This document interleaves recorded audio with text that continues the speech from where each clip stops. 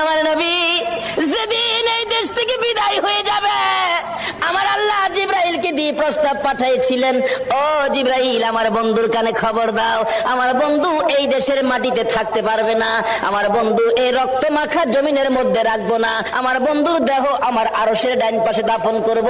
জিবরাইল খবর নিয়ে ডাকতেছেন, হুজুর আল্লাহর সালাম গ্রহণ করুন। আমি জিবরাইলের সালাম গ্রহণ করুন। আল্লাহর নবী গো, আপনার দেহ মুবারক আল্লাহর আরশের ডাইন পাশে দাফন হবে, আপনি খুশির সহিত কবুল করুন। আমার নবী কোনো কথা কয় না, দুইটা চোখের পানি ঝরঝর করে ছাড়তেছে।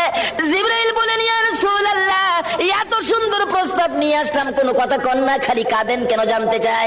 আমার নবী বলেন, জিবরাইল রে, তোমার জন্য খুশির খবর হতে পারে, আমি খুশি হতে পারলাম না। কেন পারলেন না?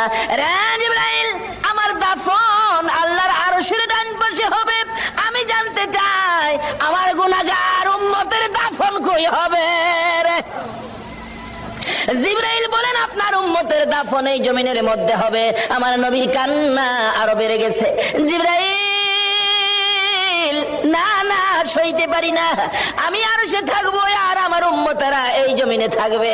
আমার মন মানে না, প্রস্তাব আমি রাখবো না। আমার পক্ষ থেকে একটা প্রস্তাব আমার প্রভুর দরবারে তুলে ধরো।